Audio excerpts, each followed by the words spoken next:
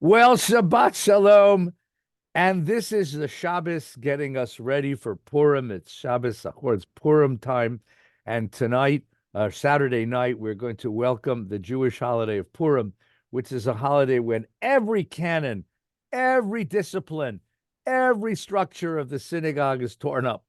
And we just have a wonderful time together celebrating. So, this Shabbos, Rabbi Gelman, my dear friend and partner in this Torah study, we Yippee-i-o-ki-yay! we have decided that the Jewish world has suffered enough this last year, and what they need is not a morning of Torah, but what we need are Jewish jokes. Yep. So, to wit, as they say, Jewish jokes, a whole program of Jewish jokes. Aren't you glad you tuned in? A Yeah. whole program of Jewish jokes. This is, by the way, VBS Torah study for a Shabbat of Purim. I'm Rabbi Ed Feinstein. This is my dear friend, Yippee-i-o Kaye, the, the Gelman kid from South Florida. Howdy, all you guys, You all get you the first joke, whippersnappers. Rabbi Gelman. Pick one out. All right, well, let's start with the greatest Jewish joke of all time. Until dethroned, this one is the winner. And if you think you have a better joke, get to us and we'll put it on air. So, grandma is sitting on a beach with her grandson, and he's patchking with the sand. And all of a sudden, a big wave comes and just pulls the little kid out to the middle of the water, and he disappears under the waves. She goes crazy. She's screaming to God, God, help me, help save my grandson, help me, help me. Right then, another wave comes, deposits the kid right back where he was. He spits out a little water and goes back to playing with the sand. She looks at the kid, looks up to heaven, and says to God, he had a hat. That's the great joke. And why? So we're going to explain these jokes. Jokes are just to laugh, but underneath a joke, that's the point today, Underneath the joke. is a deep moral meaning. And the moral And meaning there is chutzpah, that you should avoid chutzpah and be grateful for what you have. so a parallel joke to that one on the same theme of the Jewish kvetch is the New York City Marathon is run. It was just run last week, as a matter of fact. And four runners crossed the picket line, the finish line, Yeah. almost at the last moment, almost at the same moment. Four runners cross. The American crosses and he holds his sides and he says, I'm tired. I'm thirsty. I must have water. And the Italian crosses and he says, I'm tired, I'm thirsty, I must have vino, I must have wine. And the German crosses says, I'm tired, I'm thirsty, I must have beer. And a Jewish fella crosses says, I'm tired, I'm thirsty, I must have diabetes. Good. And they That's a go good running one. through the neighborhoods of New York on that marathon. And they That's a pass the good one. Mexican neighborhoods and people scream, or the Spanish neighborhoods and people scream, Viva, viva, viva. And they cross the Irish neighborhoods and people go, man, go. And they cross all of the neighborhoods. They cross the Jewish neighborhoods and they shout, Meshuggah, Meshuggah, Meshuggah. Good, good. Those are two good leadoff. Okay, mine is the second best joke, I think, behind he had a hat. And this is a joke about the Yeshiva University crew team, which, by the way, that's really the joke. And the Yeshiva University crew team, the rowing team, lost to Harvard every year in a 2 mile race. They lost by about 1.7 miles. So the head of the Yeshiva University calls in the coach and says, Mendel, I don't ever expect in my lifetime to beat Harvard. But if you don't do better than losing a 2 mile race by 1.7 miles, Mendel, I'm going to have to fire you. So Mendel said, look, Rabbi, give me some time, give me a week. I'll do better, I know.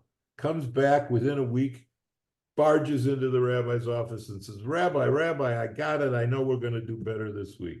Rabbi says, Mendel, what is it? He says, well, I went up to Cambridge, I hid in the bushes. I watched them practice, and I know their secret. They have a secret.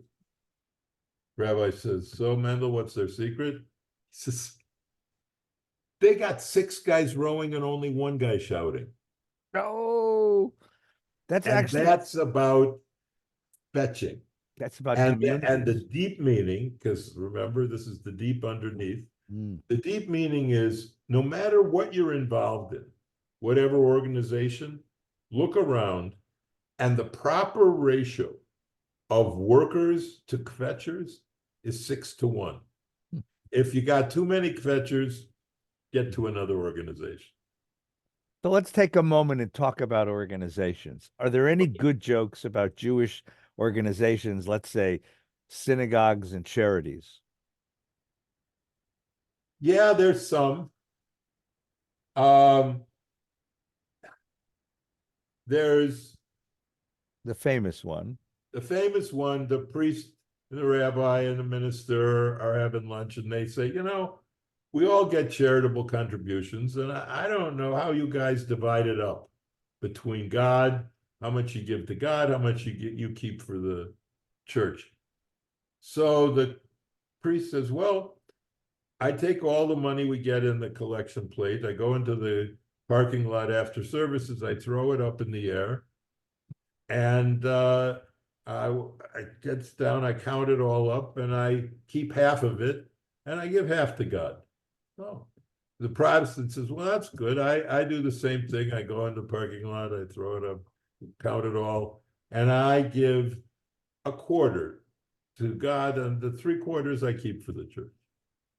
Rabbi says, that's nice. That's all nice. I do the same thing. I get all the money. I go into the parking lot. I throw it up in the air. I say, God, take what you want. And whatever falls back down, I keep. A barber is cutting the hair of a Catholic priest. And when he finishes the haircut, the priest reaches for his wallet, and the barber says, no, father, no. I am an honor to cut the hair of men of the cloth. Please keep your money. Right? It's my privilege. And the priest is so impressed, so kind with his kindness and generosity that he comes back the next day with a beautiful rosary as a gift. Then he cuts the hair of a Protestant minister and he reaches for his wallet. And the barber says, no, pastor, I am so honored to cut the hair of men of the cloth. You keep your money, it's not good here. And the minister is so touched by this gift that he comes back the next day with a beautiful Bible. And then the rabbi comes in, and the rabbi reaches for his wallet. And the barber says, no, rabbi, I am so honored to cut the hair of men of the cloth. I'm truly privileged. Your money's no good here. And the next day, the rabbi comes back with 5 more rabbis.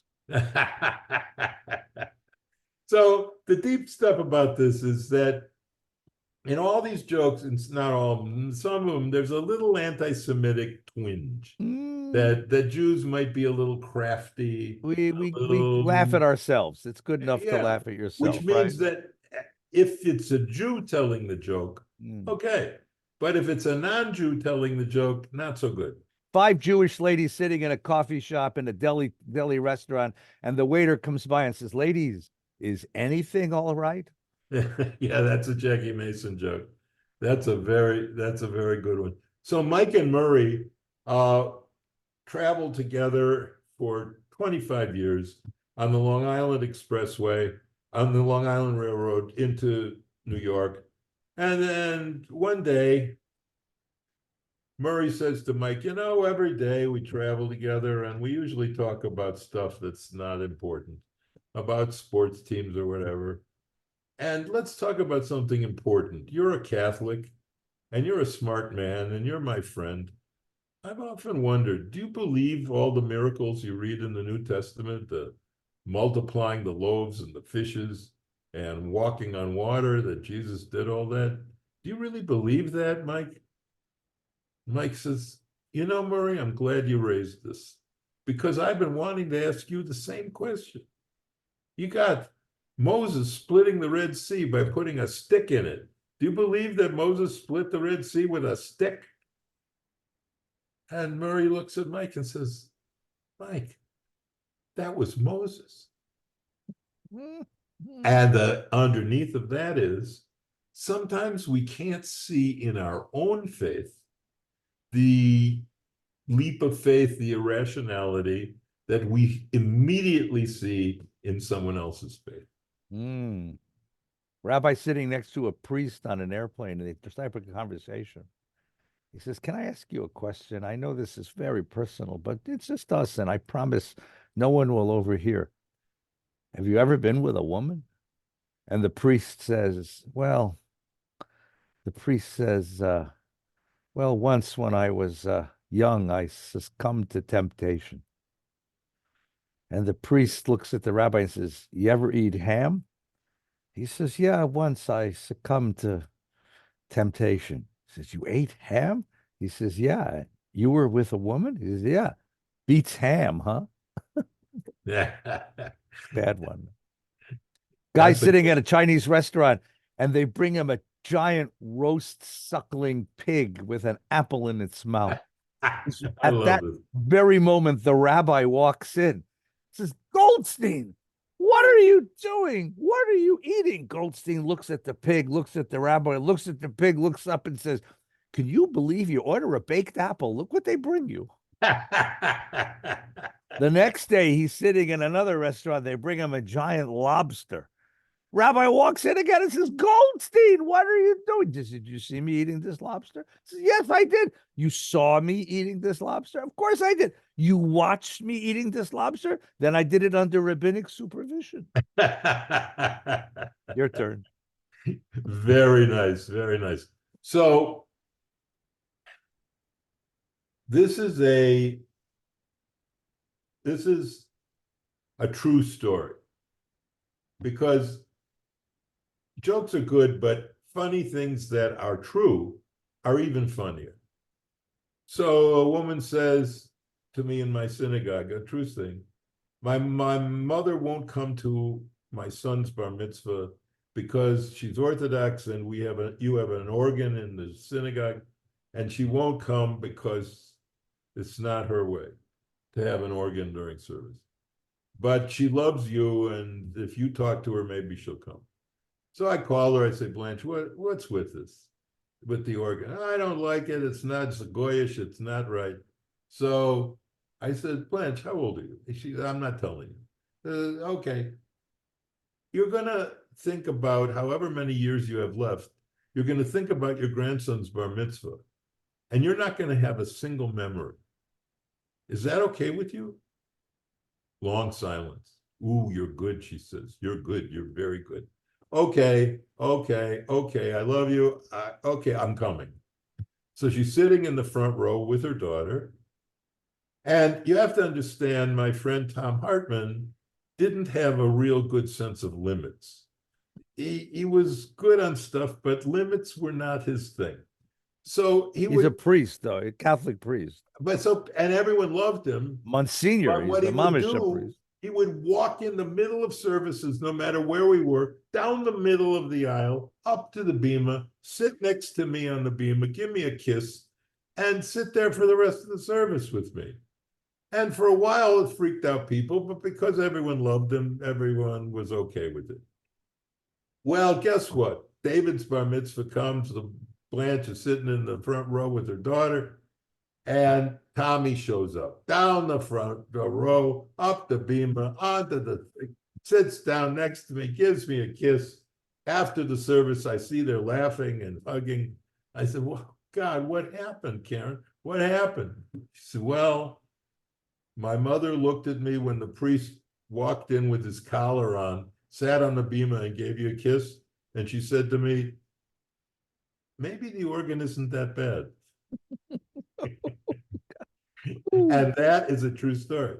That is So a sometimes great a true story. story is better than a made up story.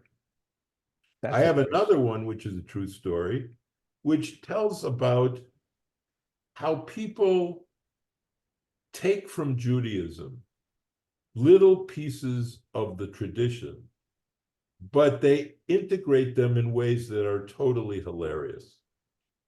We all know, you know, so you don't eat pork, but we all know 1,000 people who grew up in Brooklyn who on Sundays got Chinese food and ate it in the basement. Yeah, that's what they did. So we're not eating it upstairs, but we're in the basement. So woman comes in with her husband and a little baby, who, by the way, I married a couple of weeks ago. And they said, we're naming our baby today in shul. Good, what's the name? And her middle name is Paige. I said, fine. Who are you naming that after? Was Paige after? They said, we won't tell you. I said, what do you mean you won't tell me? Well, we're afraid you'll be angry at us. Don't you know me? Yes, we know you. That's why we're afraid you'll be angry at us. They say, all right, we'll tell you. Paige, the middle name of our new baby daughter, is after our dog Polo. I said, you're naming your daughter after your dog? He said, yes, we are. But we loved Polo. Polo was a wonderful dog. I said, you love Polo. You mean Polo's dead? She puts her hand on her hip, gives me this look of disdain, and says, Rabbi, you don't think we'd name our daughter after a living dog? I love that. And that is actually the title, the working title of my memoir, which is not after a living dog, the memoir of a suburban rabbi. That's beautiful. Well, there are a category of questions called kosher pig questions, and the great Rabbi Dick Israel once wrote a book about or Dick an was a article friend. He about was a good man wonderful soul. Yeah, he and a wrote runner on it. a Yeah. great article about this. So a kosher pig question are these. Well, here's the story that goes with it. A man, a Jewish fellow, a traditional Jewish fellow, is diagnosed with a horrifying disease that's guaranteed to take his life, except the doctor says to him, there's only one way to save your life. You have to eat pork. He says, Rabbi, but doctor, eat pork. I can't eat pork. I'm a Jew. I kept kosher my whole life. He said, it's the only way to save your life. Now he knows that the traditional stricture of pikuach nefesh, of saving a life, overcomes even kosher. So he says, okay, I'll eat pork to keep me alive. But he decides he wants to do it like a Jew. So he don't want to just go get pork. So he goes to the market and he buys a pig and he brings the pig to the sheikhet, to the slaughterer. And he says, listen, I need this pig in order to stay alive. The doctor said so. The sheikhet says, all right, if under those circumstances. So the sheikhet, he shechs the pig, he kills the pig, and he opens up the carcass. And like he does for every animal, he inspects the lungs to make sure it was healthy. And he sees an unusual lesion on the lungs. He says, you know something? I don't know if you can have this pig. I'm not sure this pig is kosher. And they take it to the rabbi, and he knocks on the door, and the rabbi comes to the door, and the shochet and the man look in the rabbi and say, Rabbi, is this pig kosher? Now, kosher pig questions are that's the woman who says, I'm going to a Pesach Seder. I need a of dessert that goes along with Pesach ham, right? That's a kosher pig question. That's the couple who comes to you and says, we've been living together for 5 years. When do I go to the mikveh before my wedding? I mean, these kinds of questions, and they're beautiful questions. They're absolutely beautiful questions. So there's a woman in the community who I dearly love, who has a daughter I dearly, dearly love. She's a wonderful soul. And the woman calls me and she says, I'd like you to, I wonder if you would be willing to do my daughter's wedding. This is a true story as well. And I said, I would be honored. She's such a wonderful kid. So I got to tell you, she's marrying her partner. I said, okay, that's cool. We can manage that one. She's marrying a partner. Well, you need to know that her partner is a practicing Buddhist. Is a practicing Buddhist that's her partner. And you want me to do why would you want me to do the wedding for this wedding? And she said, what, Rabbi? We're a very traditional family. And it was beautiful. I mean, I'm going to tell you that, and I know the kids, and they've had a wonderful soul. They're wonderful souls together. They've had I didn't do the wedding in the end because it was someplace I couldn't get to, but it's just a beautiful. Yeah. thing. These are kosher pick questions. These are people who are concerned with the principles of Jewish life, even though they're like, you know, they're a little bit out of bounds. I call those cafeteria Judaism questions. You're Yeah. going down the line with a cafeteria, you pick some of this, some of that, but what you pick ends up on your plate. It doesn't quite go together. I have a friend who's a chaplain in a federal prison. And he tells me, he says, I have a guy, he's in there for multiple murders, but he wants kosher food. You know, I said, why does he want kosher food? He said, what do you mean, why does he want kosher food? He's very traditional. I love these questions. Don't you I love these know. questions? This is the wonderful irony of the Jewish people. There's a lot of medical questions that turn into jokes as well. Wait, can I give you one more? One more? Yeah, yeah. Sam decides he's had enough with this Jewish thing. So he converts and he makes himself a Christian, Catholic. And he comes home and tells his wife, Sadie, I'm no longer of the Jewish faith. She said, oh my God, really, Sam? And Sam lives this way for a few weeks. And finally, he changes his mind and says, Sadie, I can't do this no more. I want to come back to being Jewish. She said, really, Sam? That's really what you want? He said, I want to come back to it. Good. Wait till after Pesach. Go ahead. Now you're. Okay. So this one, there's a lot of medical stuff. And so the doctor says to Sam, look, you got to bring Blanche in here. You have a strange disease. I have to tell her and what it's about. And so Blanche comes in and says, Blanche, Murray is sick. He's really sick. And the only thing that's going to save his life is that every day he needs super sex. Blanche says, no problem. I'll have the soup. So, Or Sam has the massive heart attack and he's sitting in the hospital bed under the oxygen tent with all the monitors and all of the IVs. And the doctor says, Sadie, can I see you for just a minute? And she says, yes, doctor, thank you. Thank you for saving my Sam. Thank you. Sadie, Sam is a very fragile condition. In a few days, we're going to let him out of the hospital, but you now be responsible for keeping him alive. What do I have to do, doctor? Anything at all for my Sam. Well, Sadie, I want you, when you cook dinner, I want you to cook what Sam likes to eat. Would that be okay? Okay, doctor.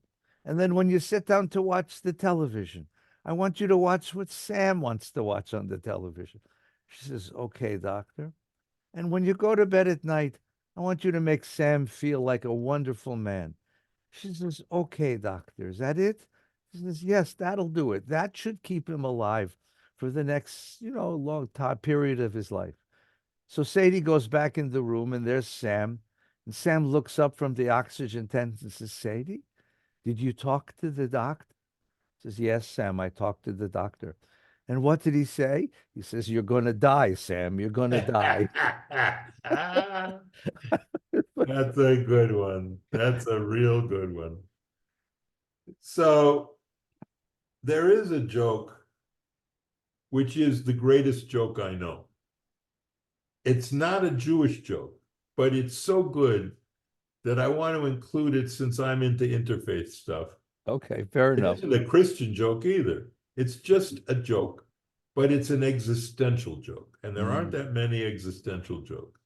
Jokes that you don't get right away, but then at 3 a.m, you wake up from your sleep and you can't go back to sleep. You're laughing so hard because it takes a while to get the joke. So the guy goes into a bar and goes up to the bar, says, bartender says, what do you have? He says, give me a double shot of whiskey. So the bartender goes away, and all of a sudden a dog comes up to the bar, puts the glass down, fills it with a double shot of whiskey and says, hope you like the whiskey. Anything else? The guy goes nuts. He says, are you kidding me? You're a talking dog. And the bartender comes back. He says, you realize you have a talking dog here? Says, yeah.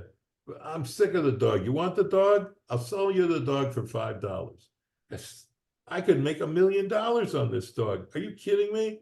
definitely I'll buy them for $5. So he asks the dog, he takes the dog out, it's his dog, goes out, they're in the car. He says to the dog, tell me, how did you learn to talk? So the dog says, well, I was at first, the dog, my first master was a spy, and he taught me how to speak English. And I would go into these secret meetings and hide in a corner. I'm a dog. So they didn't care. And I would listen and I'd find all the secret stuff and I'd come out and tell my master. And that's how he got his spy information. Very interesting. So after a while, comes back to the bar to see the bartenders, say, how you doing with the dog? Great, we talk, we have long conversations. Bartender says, you know, did he tell you the story about how he was the dog of a spy? And yeah, and he walked in the room and he listened and he took all the information. Yeah, he said, let me tell you something. None of that ever happened.